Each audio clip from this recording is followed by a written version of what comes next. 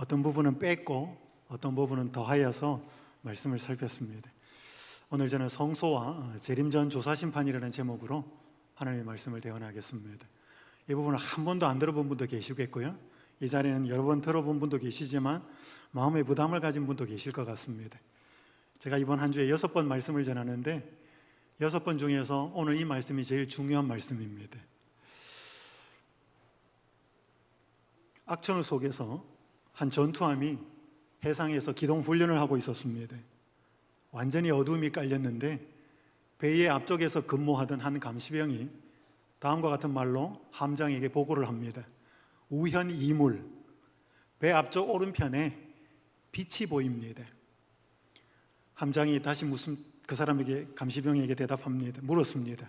불빛이 가만히 있는가, 움직이는가? 그때 감시병이 움직이지 않는다고 소리쳤습니다. 그것은 이 전투함이 가고 있는 진행 방향과 충돌할 수 있는 위험한 코스에 앞에 뭔가 있다는 의미였습니다. 함장은 신호수에게 소리를 칩니다. 저쪽 선박에게 충돌 코스에 들어와 있다고 신호를 보내고 항로를 20도 바꾸라고 지시를 하라고 말합니다. 그랬더니 신호가 되돌아옵니다. 당신들이 항로를 20도 바꾸시오. 그러자 선장이 무전기를 들고 나는 함장이다, 당신이 20도를 움직여라. 저쪽에서 반응이 옵니다. 저는 2등 항해사입니다. 함장님이 20도 바꾸시는 게 좋겠습니다. 순간 함장이 화가 납니다. 여기는 전투함이다. 당장 진로를 20도 변경하라. 그쪽에서 반짝 빛이 나면서 응답이 들어옵니다. 여기는 등대입니다. 거기가 어디라고요? 등대라고요. 누가 항로를 바꾸어야 합니까? 전투함 아니고 항공모함이어도 등대 앞에서는 비켜가야 합니다. 부딪힐 수는 없지요. 그러면 등대는 고정이 되어 있습니다. 그러나 전투함이나 항공모함은 움직이지요. 여러분, 세상이 잘 변하는 것 같아요? 잘 안 변하는 것 같아요? 우리는 자꾸 살면서 다른 사람들을 바꾸라 그럽니다. 정작 자기가 바뀌어야 되는데 자기는 고정을 시켜놓고 자기는 변화될 마음이 없고 상대방만 자꾸 바꾸라 그럽니다. 성경을 보다가도 하나님의 말씀이 나오면, 내 생각과 맞지 않는 부분이 나오면 내 생각을 바꾸어서 하나님의 말씀에 맞추어야 되는데 그 성경의 내용이 틀렸다고 주장하는 것들이 많습니다. 틀렸다고 말해서 안 믿는 사람도 있지만 설사 그것이 있다 그래도 무시하고 삽니다. 확증 편향이라 그러죠. 다른 말로 표현하면 보고 싶은 것만 본다는 것입니다. 아무리 많이 기록되어 있어도 자기 취향에 맞고 내 욕망에 맞고 내 어떤 이기적인 어떤 그런 것들을 잘 이렇게 가지고 있어도 문제가 없는 말씀만 보고 그것들에 대해서 건드리면 그 말씀은 없는 것처럼 대하는 것이 많은 그리스도인의 모습입니다. 한 교리들도 그렇습니다. 조사심판 교리를 반대하는 주장들이 많습니다. 우리 재림교회의 안팎으로 이 문제는 엄청 오랜 기간 동안 도전을 받아왔습니다. 조사심판 교리, 조사심판이라는 말은 성경에 없어요, 단어는. 그런데 여러분, 단어가 없다고 해서 성경적인 의미가 없는 것은 아니에요. 삼위일체라는 말이, 용어는 성경에 안 나옵니다. 하지만 삼위일체는 분명하게 성경이 가르치고 있는 진리예요. 조사심판 교리를 반대하는 자들의 주장을 모아보면 그리스도가 십자가에서 이루신 속죄와는 조화가 되지 않는다는 것입니다. 뭘 그 다 이루었는데 또 뭔가를 해서 하냐는 것입니다. 믿음으로 말미암는 의, 구원과 맞지 않는다는 것입니다. 신자가 계속 두려움과 죄책감 속에서 살게 한다는 것이죠. 살아야 한다는 것이죠. 신자가 구원의 기쁨을 누리며 살 수 없다는 것입니다. 여러분, 적어도 이 3번, 4번은 조사심판 때문이 아니고 신자가 살면서 두려움과 죄책감 속에서 살고 구원의 기쁨을 누리지 못하고 사는 것은 죄와 타협하기 때문이에요. 이 땅에 살면서 적당하게 죄와 타협하고 죄책감 가지고 또 후회하고, 여러분, 그렇게 살아서 죄책감과 두려움 속에 살고 구원의 기쁨이 없는 것이지 조사심판이 있기 때문이 아니에요. 많은 분들이 오해합니다. 자, 오늘 저는 이 부분을 굉장히 좀 깊게 이야기를 다루겠습니다. 시간이 얼마나 허용이 될지 모르겠습니다. 자, 그럼 왜 조사를 하나? 여러분, 성경에 보면 하나님이 조사하는 내용이 굉장히 많이 나옵니다. 창세기부터 아담과 하와가 하나님이 명하신 과일을 먹고 나서 벌거벗은 것을 알게 되었을 때 하나님이 아담을 찾아옵니다. 내가 어디 있느냐? 누가 너의 벗었음을 내게 알렸느냐? 내가 내게 먹지 말라 명한 그 나무 열매를 내가 먹었느냐? 조사하러 온 것입니다. 여러분, 하나님이 몰라서 조사합니까? 알고서 하는 거예요. 여러분, 하나님이 모르는 건 없어요. 여러분, 하나님이 조사한다고 해서 하나님이 모르고 있다고 생각하시면 그 착각입니다. 하나님 다 알고 계셔요. 가인이 아벨을 죽이고 난 다음에 하나님이 가인에게 나타납니다. 내 아우 아벨이 어디 있느냐? 몰라서 묻는 질문이 아니에요. 내가 무엇을 하였느냐? 내 아우의 핏소리가 땅에서부터 내게 호소한다. 창세기 11장에 하나님을 떠난 사람들이 거대한 탑을 세웠습니다. 이름하여 바벨탑. 여호와께서 사람들이 건설하는 그 성읍과 탑을 보려고 내려오셨더라 그랬습니다. 조사하러 오셨어요. 몰라서 내려오신 것이 아니었습니다. 소돔과 고모라가 부패하고 타락했을 때 하나님께서 그 도성을 멸합니다. 그때 하나님께서 내가 이제 내려가서 그 모든 행한 것이 과연 내게 들린 부르짖음과 같은지 그렇지 않은지 내가 보고 알려하노라. 하늘에 계셨으면 소돔에서 일어나고 있는 죄악의 상황을 모르셨을까요? 다 아셨어요. 그런데 왜 내려와서 보고 알려하셨을까요? 하나님은 모든 것을 다 아십니다. 그럼에도 불구하고 성경에 그분이 특별히 행하실 때, 특별히 심판의 사역을 집행하실 때에는 반드시 그 앞에 조사하는 과정이 있습니다. 그것은 하나님께서 심판을 하실 때에는 모든 상황을 파악하고 조사하는 과정을 행하는 분이라는 사실을 알려주기 위해서입니다. 밑도 끝도 없이 다른 사람들이 모르는 불합리하고 비합리적인 상태에서 심판을 진행하지 않는 분이라는 사실을 알려주기 위한 것입니다. 여러분, 세상에도요, 심판, 다른 말로 하면 재판이죠. 세상의 재판도 조사하지 않고 재판하는 경우는 없어요. 옛날에 공산당이나 인민재판식으로 그렇게 무자비하게 사람들을 죽이고 가두고 하는 그런 일이 있었지, 적어도 요즘 시대에는 독재국가가 아닌 이상 재판을 한다면 조사를 합니다. 여러분, 적어도 재판에는 세 가지 목적이 있습니다. 진실을 밝히고, 무죄한 자에게 승리를 안겨주고, 악한 자를 멸하는 것, 이게 재판의 목적이에요. 그렇죠? 진실이 드러나야 돼. 그리고 죄 없는 사람은 자유가 있어야 되고 옹호되어야 하고, 죄 있고 잘못 행한 사람은 벌을 받아야 돼. 이게 재판을 하는 목적이에요. 그런데 하나님의 심판에도 이 세 가지는 작용이 된다는 것입니다. 하나님의 심판에는 진실이 밝혀져야 합니다. 그것은 하나님의 품성이 온 우주 앞에 드러나야 합니다. 그리고 의인은 옹호되어야 하고 악인들은 심판을 받는 것이지요.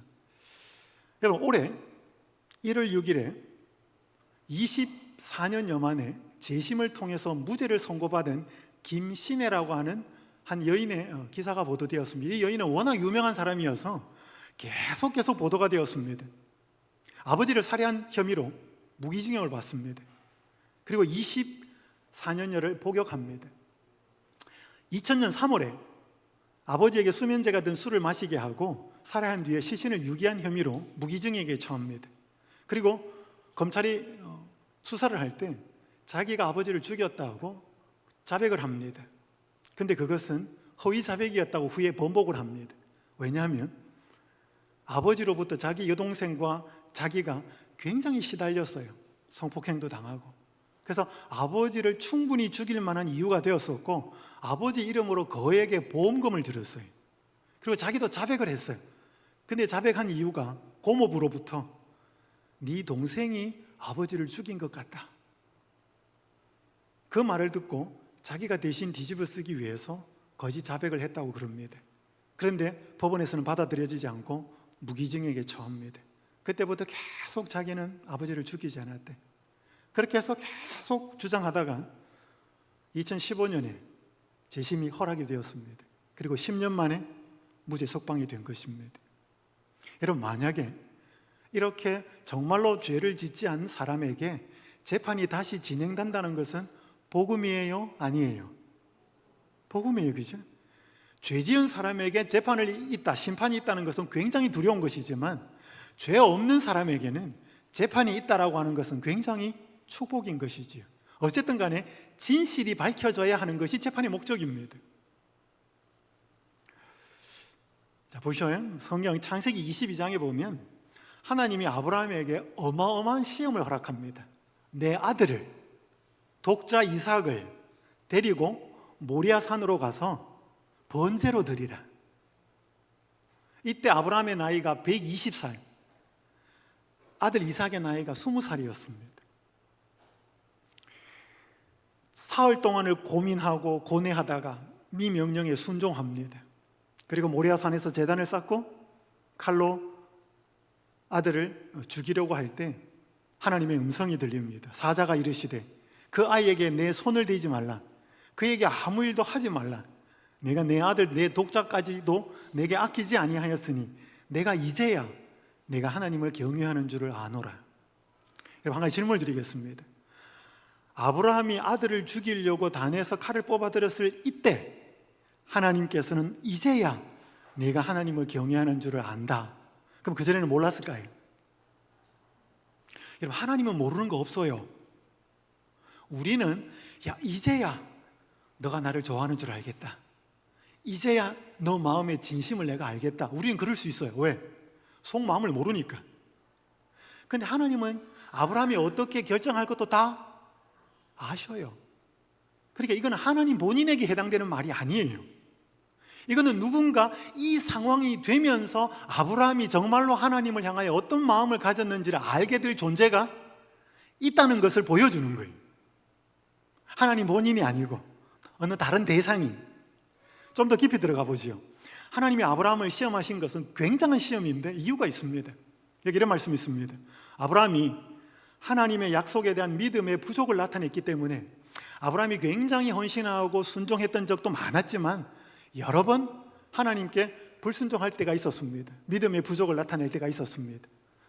애굽에 가가지고 자기 아내를 누이라고 속이기도 하고, 하나님이 아들을 주는데 이게 왜 잘 안 이루어지는가 해서 하갈을 통해서 이스마엘도 낳고 여러 가지 일들이 일어납니다. 그랬기 때문에 사탄은 하나님과 천사들 앞에 그가 언약의 조건을 따르지 못하였다고 비난하고, 그래서 하나님의 복을 받을 자격이 없다고 그를 뭐 하였다? 고소하였습니다. 사탄이 아브라함을 누구 앞에? 하나님 앞에.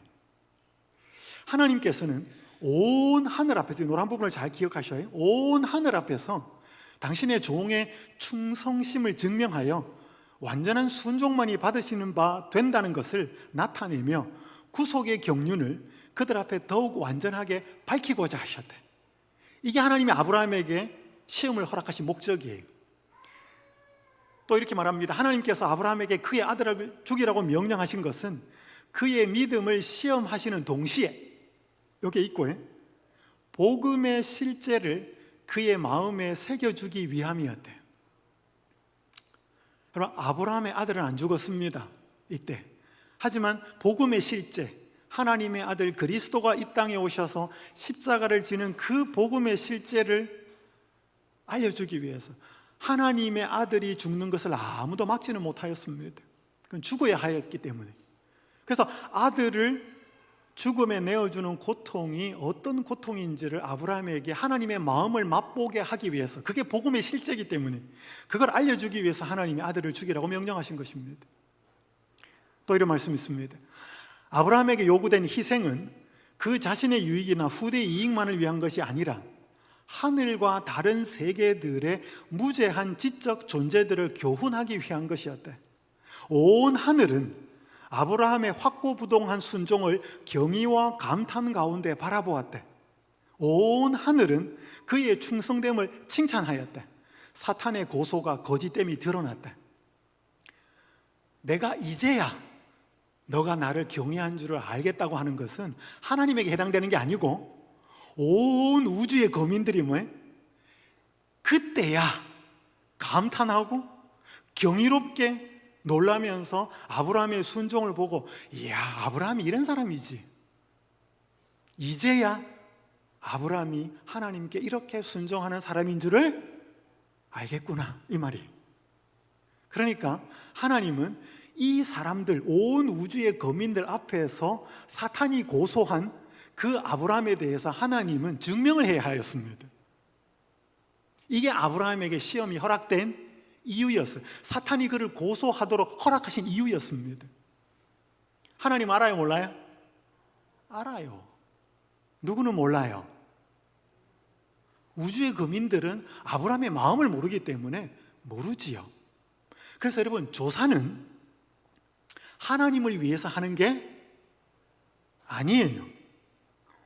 인간의 구원의 과정과 인간의 마음 속에 있는 상황을 모르는 사람들에게 알려주기 위함이에요.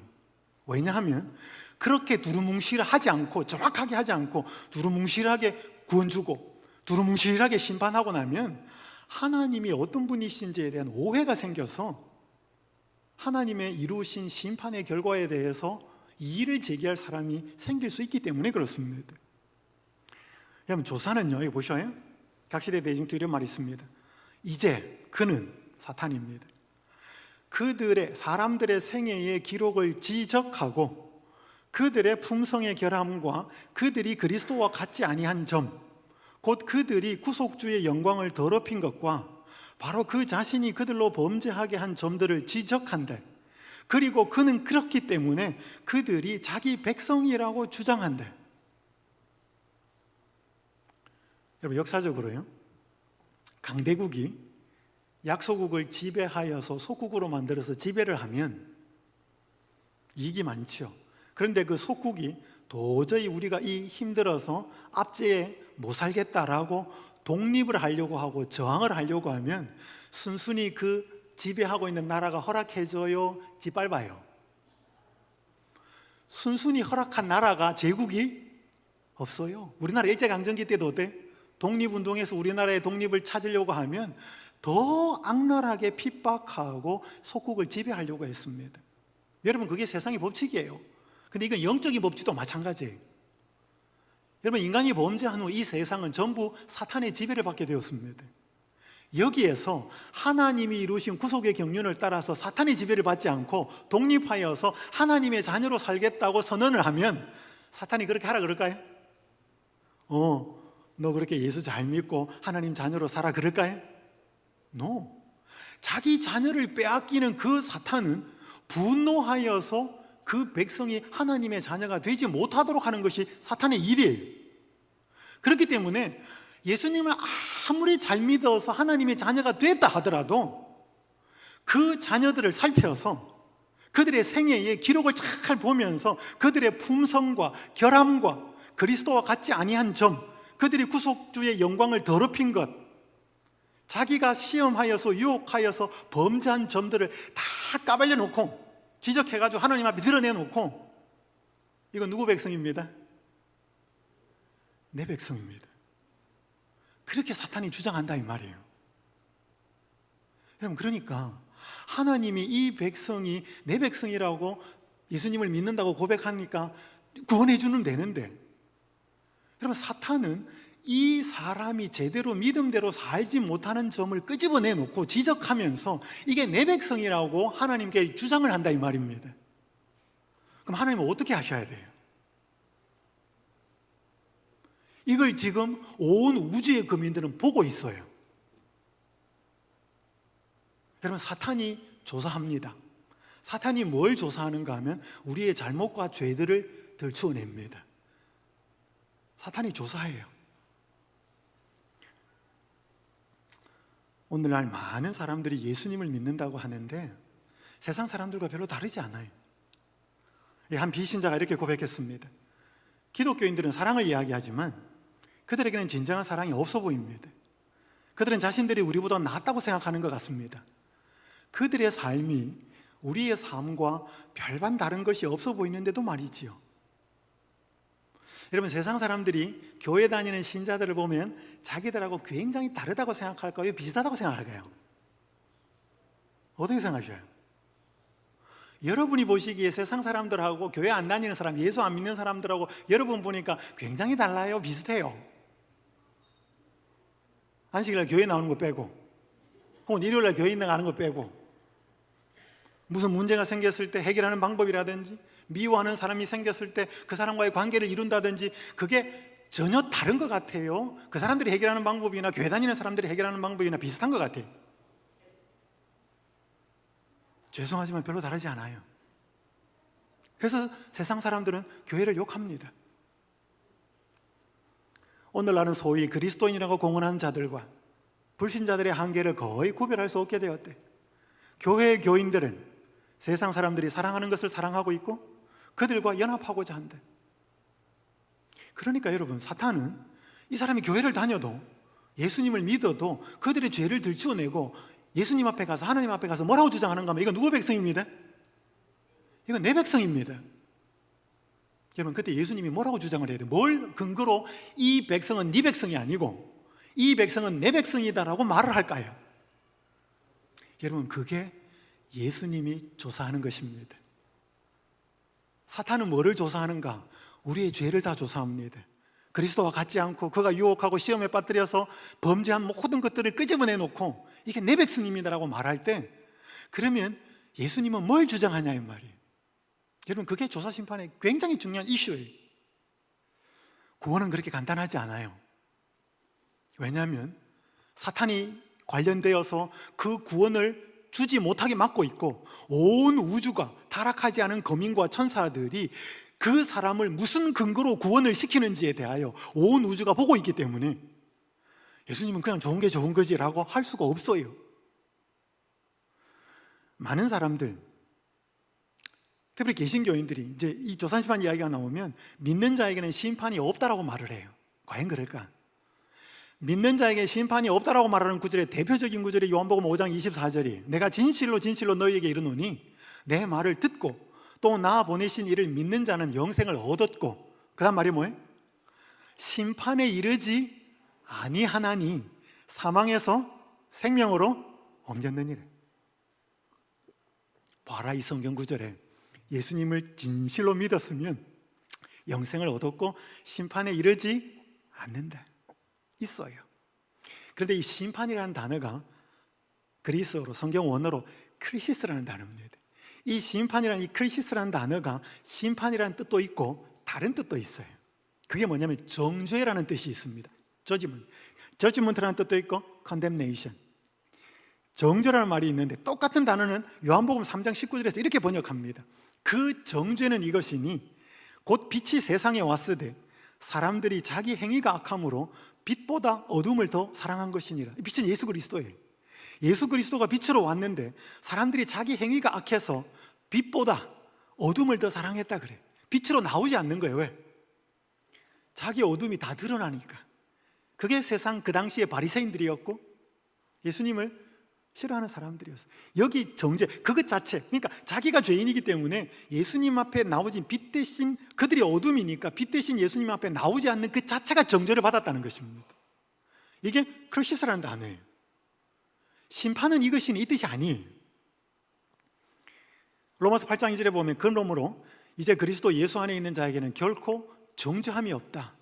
여기 카타크리마라고 하는 단어가, 이 크리마라는, 카타크리오라는 단어가 정죄하다라는 단어는 동사인데, 거기서 나오면 명사인데, 여기서 크리마라고 하는 단어가 크리시스의 동족 단어예요.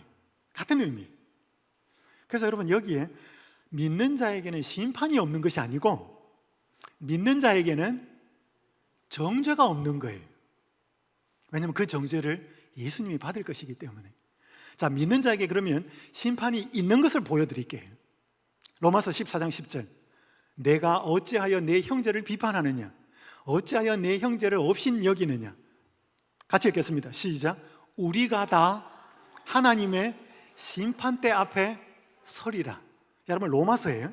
로마서는 사도 바울이 로마에 있는 교회에게 쓴 편지예요. 그러니까 이 편지를 보내는 사람도 신자고 이 편지를 받는 사람도 신자예요. 맞아요? 그래서 이거 우리가 누구예요? 바울 자기를 포함한 이 편지를 받는 로마 교회의 성도들이. 맞아요? 그럼 믿는 신자예요? 아니에요? 믿는 신자예요. 믿는 신자인 당신들 편지를 받는 로마 교회 교인들과 나, 바울, 내가 다 하나님의 심판대 앞에 서겠다. 심판이 있다는 거예요. 또 봐요. 고린도후서 5장 10절, 이는 우리가 다 반드시 그리스도의 심판대 앞에 나타나게 되어 각각 선악간에 그 몸으로 행한 것을 따라 받으려 함이라. 여기 우리는 바울과 고린도 교회에 받는 신자들이 받는 편지예요. 고린도 교회에 보낸 편지가 고린도 전서기 후서기 때문에 여기도 우리가 다, 바울은 자기가 하나님의 심판대 앞에 혹은 그리스도의 심판대 앞에 서게 되겠다라고 말하고 있어요. 또 봐요. 베드로전서 4장 17절. 이건 베드로가 쓴 말이에요. 하나님의 집에서 심판을 시작할 때가 되었나니. 하나님의 집은 교회예요. 그죠? 믿는 사람들이 모인 공동체예요. 하나님의 집에서 심판을 시작할 때가 되었다 이 말이에요. 만일 우리에게 먼저 하면, 만일 우리에게 믿는 사람에게 하나님의 집에서 먼저 심판을 하면 하나님의 복음을 순종하지 아니하는 자들, 즉 믿지 아니하는 자들의 그 마지막은 어떠하겠느냐 이 말이에요. 하나님을 믿는 사람도 심판을 하는데, 그렇다면 복음을 믿지 않는, 하나님을 믿지 않는 사람들의 마지막은, 결과는 어떻게 되겠느냐 이 말이에요. 여러분, 하나님을 믿는 사람도 심판을 하고 하나님을 믿지 않는 사람도 심판을 하는데 심판의 종류가 달라요. 제가 어제 말씀드렸어요. 천년기 심판이 있고 천년기 전의 심판이 있고 천년기 후의 심판이 있어요. 그 대상이 달라요.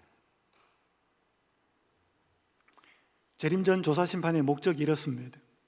조사심판은 죽은 자들 중에 누가 그리스도 안에서 잠자고 있으며, 다른 말로 하면 누가 그리스도를 믿고 잠들었는가 이 말이에요.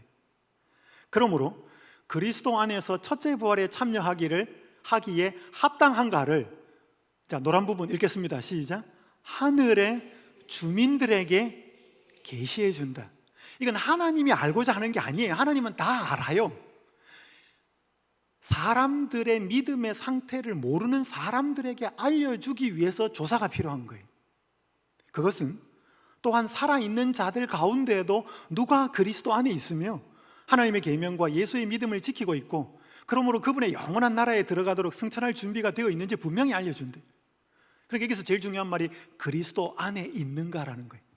죽은 신자들, 지금 살아있는 신자들이 참으로 그리스도 안에 있는지 없는지를 온 우주 거민 앞에 확인시키는 작업이 지금 절차예요.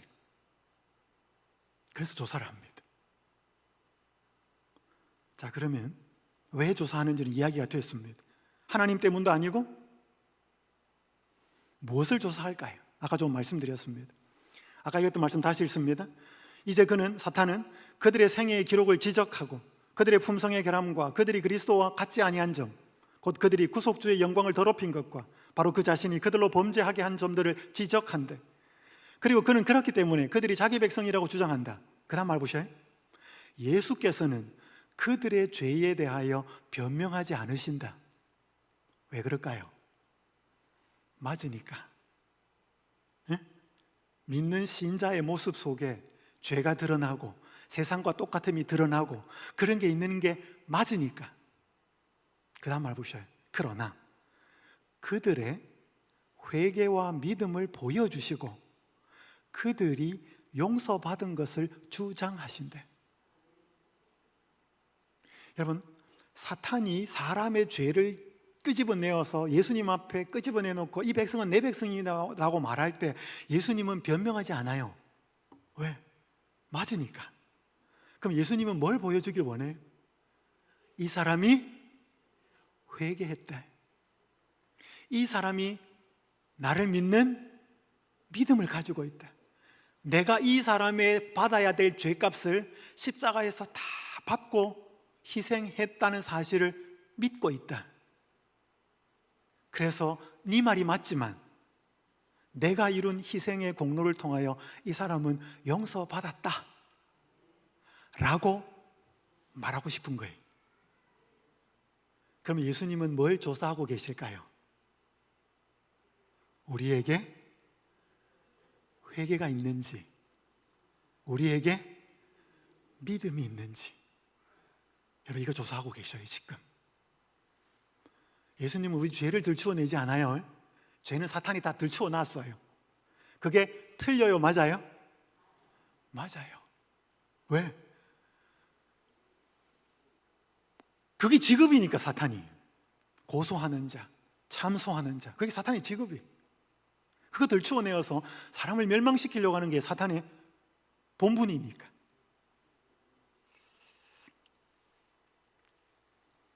저는 대학에서 기계공학을 전공했습니다. 저기 장전동에서. 제가 학교를 다닐 때 시험과 관련한 두 특별한 교수님이 계셨어요. 시험 문제는 대부분 공학 문제를 길게 푸는 문제들이. 한 교수님은 학생이 정답을 맞췄습니다. 그럼 10점 한 문제, 한 5문제 나오면 50점이, 한 10점 5문제에서. 그럼 처음부터 다시 봐요. 혹시 식을 잘못 전개시켜가지고 1점이나 2점을 좀 깎을 게 없는가. 그러니까 좀 꼬투리를 잡아서 8점, 9점 이렇게 주는 교수님이 있어요. 저희도 굉장히 싫어했어요. 또 한 교수님은 아예 틀렸어요, 이 문제가. 빵점. 근데 그냥 두지 않고 처음부터 다시 보는 거예요. 혹시 뭐 비슷한 건덕지라도 뭔가 이게 맞는 걸 전개를 시킨 게 있는가 찾아가지고 1점이나 2점을 주려고 찾는 교수님이 계셨어요.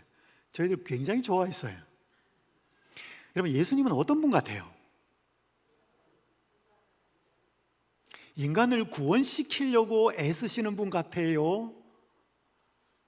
구원에서 떨어뜨리려고 애쓰시는 분 같아요? 그죠? 그럼 예수님은 우리를 구원을 하려면 반드시 뭐가 있어야 되는데? 회개와 믿음이 있어야 되는데 그걸 찾는 거죠. 다시 한번 말씀드립니다. 사탄은 우리의 죄를 조사하지만 예수님이 조사하시는 것은 우리의 죄가 아니라 회개와 믿음이에요.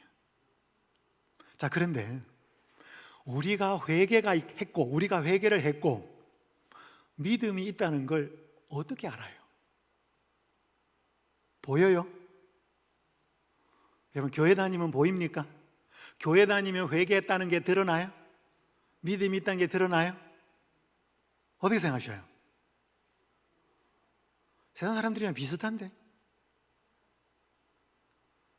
여러분, 믿음은 어떻게 확인되는지를 확인하셔야 돼요. 이와 같이 행함이 없는 믿음은 그 자체가 죽은 것이래. 어떤 사람은 말하기를 너는 믿음이 있고 나는 행함이 있으니 행함이 없는 네 믿음을 내게 보이라. 나는 행함으로 내 믿음을 너에게 보이리라. 여러분, 믿음장이라고 말하는 것이 히브리서 11장에 히브리서 11장에 보면 믿음으로 아벨은, 그 다음 나오는 말이 뭐예요? 가인보다 더 나은 제사를 하나님께 드렸대. 믿음으로 에녹은 그가 옮겨지기 전에 하나님을 기쁘시게 하는 자라 하는 증거를 받았다. 믿음으로 노아는 경외함으로 방주를 준비했다. 믿음으로 아브라함은 갈 바를 알지 못하고 나갔다. 여러분, 히브리서 11장은 그들이 다 믿음으로 행했다는 이야기를 하면서 뒤에 전부 다 뭐가 따라 나오느냐 하면 행함이 나와요. 맞아요? 여러분, 믿음은 절대로 지적인 머릿속으로 끄떡끄떡 인정하는 게 믿음이 아니에요. 근데 많은 사람들이, 많은 그리스도인들이, 교회 다니는 사람들이 믿음은 머릿속으로 끄떡끄떡 하면 그게 믿음인 줄 알아요. 죄송합니다만 그건 믿음 아니에요. 자, 성경에 어떻게 구원받는가? 많은 부분에서 믿음으로 구원받는다 그래요. 근데 많은 부분에서 행함으로 구원받는다 그래요. 그거 아셔요? 제가 믿음으로 구원받는다는 말은 너무 많기 때문에 한 개만 갖고 왔습니다. 너무나 잘 아는 구절, 에베소서 2장 8절 9절. 너희는 그 은혜에 의하여 뭐로? 믿음으로 말미암아 구원을 받았다. 너무 많아요. 그 다음부터 제가 읽어볼게요. 나 여호와는, 예레미야 17장 10절, 나 여호와는 심장을 살피며 폐부를 시험하고 각각, 그 다음 읽겠습니다. 시작. 그의 행위와 그의 행실대로 보응하나니. 왜 믿음대로 보응한다고 말하지 않고 그의 행위와 그의 행실대로 보응을 한다 그래요? 그의 행위와 그의 행실대로 심판하겠다는 뜻입니다. 인자, 마태복음 16장 27절, 인자가 아버지의 영광으로 그 천사들과 함께 오리니 그때에, 읽습니다. 시작. 각 사람이 행한 대로 갚으리라. 뭐 한 대로? 믿은 대로가 아니에요. 행한 대로.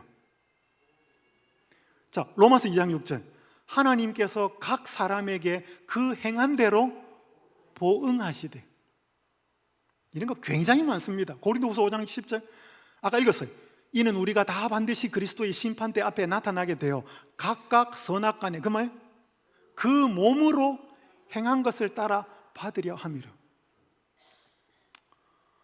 여러분, 행함으로 구원받는다는 말이 굉장히 많고, 성경에 믿음으로 구원받는다는 말이 굉장히 많아요. 그럼 이거 두 개 충돌될까요? 여러분, 이거 같은 말이에요. 근데 이걸 신자들이 잘 몰라요. 구원은 뭐로 받는다? 믿음으로 받는다. 그 믿음이 도대체 뭐냐는 거예요. 그 믿음은 반드시 뭐로 나타나야 한다? 행함으로 나타나야 한대. 행함으로 나타나지 않는 걸 성경은 뭐라고 말하지 않아요? 믿음이라고 말하지 않아요. 그래서 조사심판은 뭔가? 이 심판은 조사심판입니다. 모든 사람이 죄를 지었으므로 누가 죄를 지었는가를 조사하고 결정하는 게 아니라, 읽어봅시다. 빨간불 시작. 누가 용서를 받고 현재도 은혜로서 그 용서를 유지하고 있는가를 확인하는 것이다. 제가 첫날에 용서에 대해서 이야기했습니다. 마태복음 20장 1만 달란트 탕감의 비유를 가지고 이야기했습니다. 임금이 분명히 그 탕감, 어마어마한 것을 탕감해 줬는데 그걸 탕감받고 가면서 자기에게 빚진 자가 얼마 되지 않은 그 사람의 목을 틀어 쥐었어요. 그 이야기를 하면서 그 사람이 탕감을 받았다, 못 받았다? 못 받았다. 탕감을 받았다면 그게 뭐로 나타난다? 자기에게 잘못한 사람을 대하는 태도로 나타난대. 여러분, 조사심판은 예수님의 은혜와 그분의 십자가 희생 공로를 믿고 용서를 받고 현재도 그 은혜 안에서 용서를 유지하며 살고 있는지를 확인합니다. 근데 그게 옛날에는 내가 용서가 됐고 옛날에는 그 은혜 속에 살았는지 몰라도 지금 안 된다. 그럼 무슨 뜻이에요? 지금은 그 은혜를 내 것으로 삼지 못했다는 뜻이죠. 맞아요? 여러분, 구원은 한 번 구원은 영원한 구원이 아니에요. 죄악 속에 살다가 구원의 은혜 안에 들어올 수도 있고, 은혜 속에 살다가 감동적으로 은혜 속에 살다가 떠나갈 수도 있어요.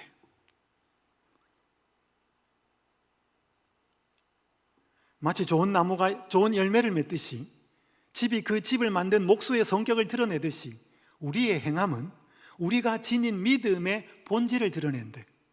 왜 하나님은 우리의 행위보다는 우리의 믿음의 마음으로서 우리를 심판하지 않으시는가? 하나님이 그렇게 하지 않으시는 이유는 그분이 정보를 얻기 위해서 심판하시는 게 아니라 모든 것을 알지 못하고 사람의 마음을 읽을 수 없는 그분의 창조된 존재들에게 보여주시기 위해 심판하시기 때문이래. 여러분, 왜 예수님이 마음속으로 보고 이 사람이 믿는다 안 믿는다를 보고 심판하는 게 아니냐면, 온 우주의 거민들이나 타락하지 않은 사람들은 우리가 믿는 마음이 뭔지를 몰라요. 에? 우리가 믿는 마음을 안다고요, 모른다고요? 몰라요. 그래서 그 사람들은 우리의 삶이 어떤지를 보고 판단합니다.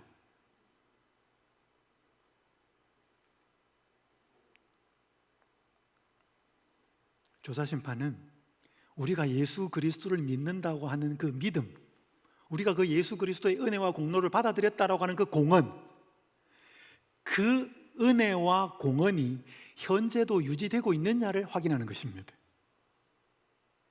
그렇지 않다면 오늘 나는 예수님하고 관계가 멀어져 있거나 소원해져 있다는 뜻입니다. 그래서 오늘 예수님은 그런 우리에게서 사탄이 이게 내 백성입니다 그렇게 말할 때, 아니야, 이 사람 믿음이 있어, 이 사람 이렇게 회개했어, 이걸 보고 싶고 이걸 사탄 앞에 말하고 싶은 게 오늘 예수님이 조사하시는 과정이에요. 얼마나 안타까운지 몰라. 그래서 눈을 동그랗게 뜨고 이 하나님의 이름을 부르는 교회에 그리스도인들에게 회개가 있고 믿음이 있는 것을 그분이 찾고 계시는 것이 지금 예수님의 모습이에요. 찾을 수 있을까요? 다른 성경 구절에 보면 이런 말씀합니다. 인자가 올 때에 믿음을 보겠느냐?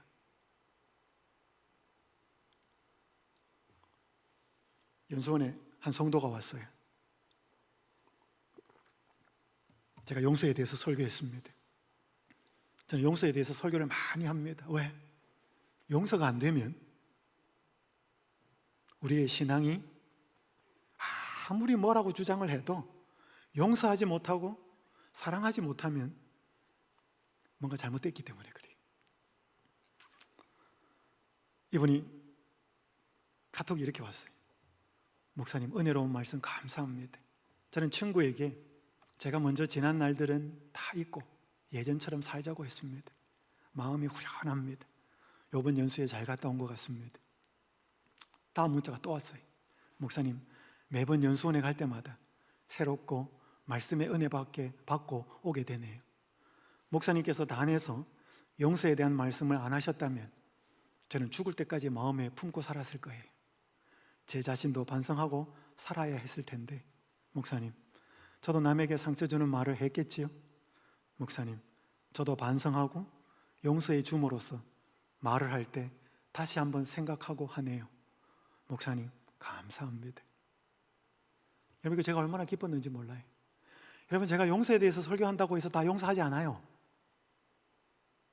왜냐하면 이 용서가 되려면 그분이 나를 용서하신 그 용서가 확인이 돼야 돼요.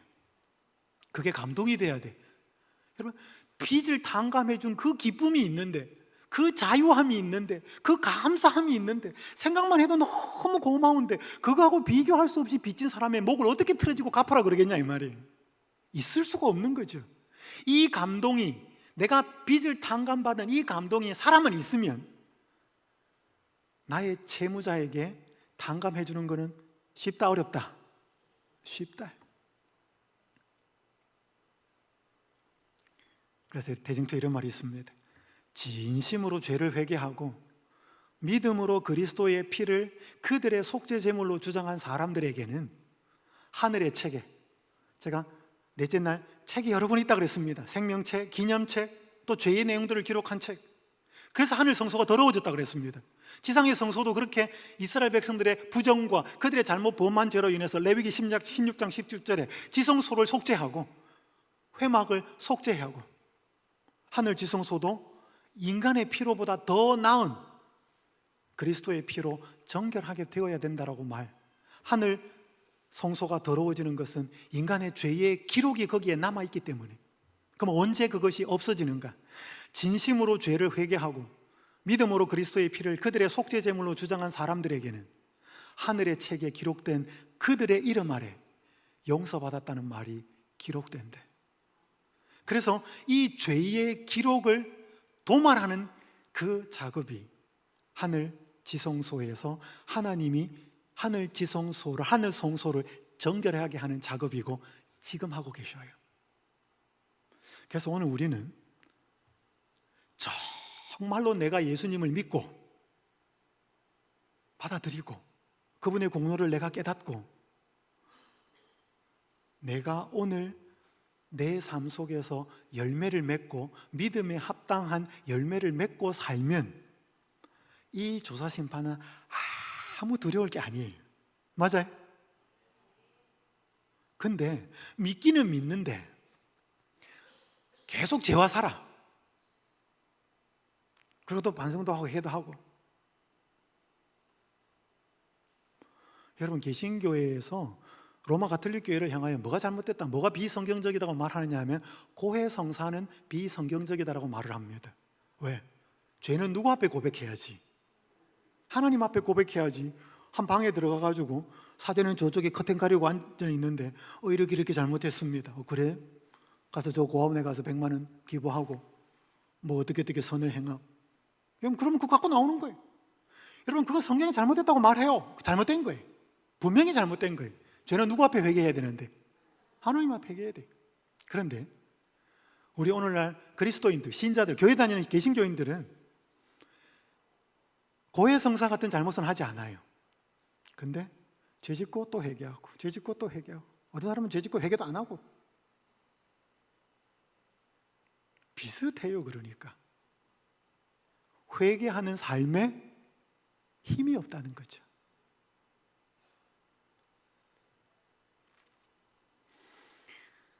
여러분, 하나님이 심판을 끝내고 나면 세상은 이렇게, 온 우주는 이렇게 판단합니다. 이렇게 심판하시니 뭐하다? 의로우시도다. 심판하시는 것이 참되시고 의로우시도다. 여러분, 이 세상에 재판하는 사람이 어떤 재판을 했을 때 모든 사람들이 재판의 결과, 과정을 다 보고 나서 이야, 저 재판관, 판사 정말 재판 잘했다. 여러분, 이거 재판 잘한 거예요. 그런데 어떤 사람은 그 재판의 결과나 과정을 보고 나서 부당하다, 이거 잘못됐다. 여러분, 그렇게 말하면 뭔가가 문제가 있는 거죠. 하나님이 이루신 인간을 구원하고 진실이 드러나고 악인들을 멸망하고 의인들을 옹호하고 구원하는 모든 재판에 대해서 멸망받는 악인들, 구원받는 의인들, 그 모든 광경을 지켜보는 타락하지 않는 우주의 거민들과 천사들까지, 심지어 사탄까지 하나님이 행하신 심판은 뭐하다? 의롭다. 다른 말로 하면 공의롭고 공평하고 자비롭고 공의하다. 이걸 전부 다 인정하는 것입니다. 이게 조사심판의 결과입니다. 예수님은 이 말이 나오지 않는 심판은 진행하지 않습니다. 그래서 다 알리는 것입니다. 이 사람 내가 구원하는 이유는 이것 때문이야. 사탄, 너 주장하는 거 맞아. 그러나 내가 이룬 희생의 공로를 이 사람은 믿고 받아들였어. 그걸 어떻게 합니까? 입으로 말하는 거 그거 못 믿습니다. 그래, 이 사람의 열매를 봐. 예수님은 그걸 보여주고 싶은 거예요. 여러분, 예수님의 안타까운 마음을 아시겠어요? 이거 굉장히 심각한 거예요. 우리가 교회 다닌다고, 실물경우는 이런 말씀이 있습니다. 그때에 교회와 연결되었지만 그리스도와 연결되지 않은 사람이 드러날 것이다. 여러분, 지금은 몰라요. 지금은 동네 교회 연결되고 어느 아무 교회에 연결되어서 다 믿는 사람처럼 보여요. 그때에 교회와 연결되었지만 그리스도와 연결되지 않은 사람이 드러날 것이다. 여러분, 교회와 연결되는 것은, 교회는 그리스도의 머리 되시는 몸된 몸이에요. 몸에 연결되면 머리에 연결돼야 되는데 몸에만 연결되고 사는 사람이 많다는 것입니다. 그래서 이런 말씀이 있습니다. 그분의 위대한 계획이 완전한 성취를 향하여 한 발 한 발 전진할 때 하나님께서는 온 우주의 동조와 시인을 받으시며 반역자들을 최종적으로 멸망시킬 때도 온 우주의 찬동과 시인을 받으실 것이다. 하나님이 하시는 그 일에서 이 사람 구원하고 이 사람은 멸망하는 모든 일 속에서 온 우주가 합당하다고 박수를 칠 것이라, 이 말입니다. 여러분, 그게 하나님이 하시는 일이에요. 왜? 그래야만 다시 한번 반역이 일어나지 않으니까. 하나님에 대해서, 하나님이 하시는 일에 대해서 물음표 하나 딱 붙어버리면 그 다음부터 하나님 섬기는 일이 굉장히 이상하니까.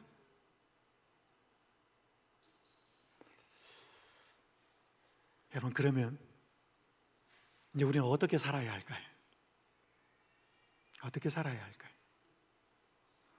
여러분, 오늘 우리를 향한 일이 저 고등법원이나 대법원에서 나에 관련된 일이, 지금 재판에 관련되는 일이 판사들이 막 지금 그걸 심의하고 있다면 마음이 굉장히 편할까요? 불편할까요? 불편하겠죠? 그죠? 굉장히 삶이 진지할 거예요. 막 깔깔거리고 이렇게 살기 힘들 거예요. 그렇다고 해서 막 우지상으로 살 필요는 없어요.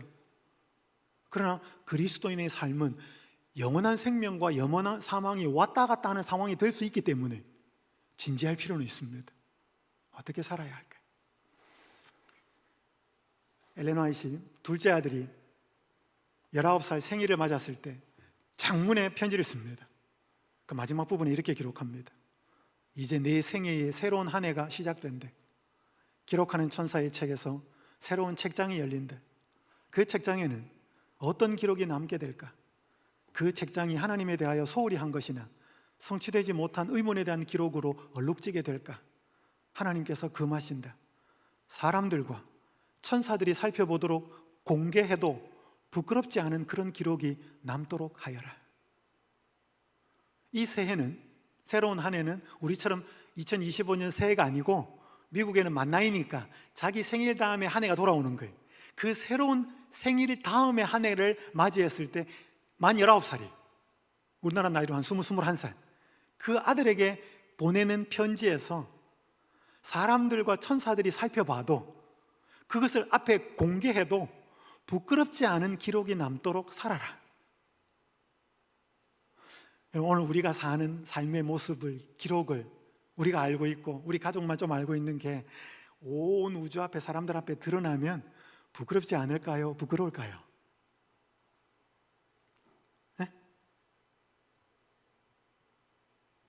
여러분, 그게 만약에 부끄럽다면 고쳐야 된다는 것입니다.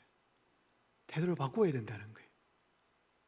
왜냐하면 우리가 만약에 구원받지 못하면, 우리가 나중에 구원받지 못하면 우리가 은밀하게 지은 죄, 혼자서 나만 알고 있어서 그래서 구원받지 못한 모든 죄가, 구원받은 모든 사람들이 이 사람은 왜 구원받았는지 받지 못했는지를 그걸 보고 확인할 겁니다. 아, 저 사람이 교회 와서 이렇게 설교하고 이렇게 앞에서 뭐하고 장로하고 집사하고 목사하고 이렇게 했는데 혼자 있을 때, 그리고 우리가 모를 때 이런 은밀한 죄를 짓고 살았구나. 그것이 사람들 앞에 다 드러나서, 왜? 우리 눈에는 그 사람이 신실한 모습만 보이니까.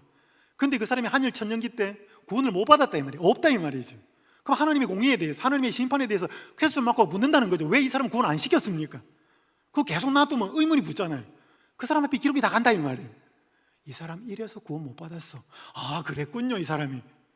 그러니까 오늘 우리가 구원 못 받으면 구원받은 사람들이 우리가 왜 구원을 못 받았는지에 대하여 우리가 살았던 모든 삶의 기록도 다 올라가 있으니까 그것들을 확인하면서 이 사람이 이렇게 구원 못 받았다라고 나중에 확인한다니까요. 얼마나 부끄럽고, 왜 부끄러울 일도 없어. 우리는 이미 죽었으니까. 그때는 굉장히 심각한 거예요. 오늘 나의 기록을 놓고 뭐해? 이 사람이 이래서 구원을 못 받았구나, 그런 이야기가 오고 간다는 건 너무 서글프잖아. 그래서 우리가 예수님을 믿는다 그러면 정말로 제대로 믿어야 돼. 정말로 제대로. 믿음이 뭐냐는 거죠. 그래서 성경은 싸우라 그래요. 디모데전서 4장 12절. 믿음의 선한 싸움을 뭐 해라? 여러분, 싸움은 좋은 거예요, 나쁜 거예요? 네? 싸움은 좋은 거예요, 나쁜 거예요? 싸움은 다 나빠요. 딱 하나 빼고 이 싸움, 믿음의 선한 싸움, 이걸 위해서 부름받았다는 거예요. 날마다 그는 영적 왕국에 들어가고자 결심한 사람을 가리킵니다. 앞에 보면 그는 헌신을 새롭게 하고 날마다 악과 맞서 싸워야 한대. 옛 습관들, 악으로 기울어지는 유전적 기질은 언제나 지배권을 쥐려고 분투할 것이다.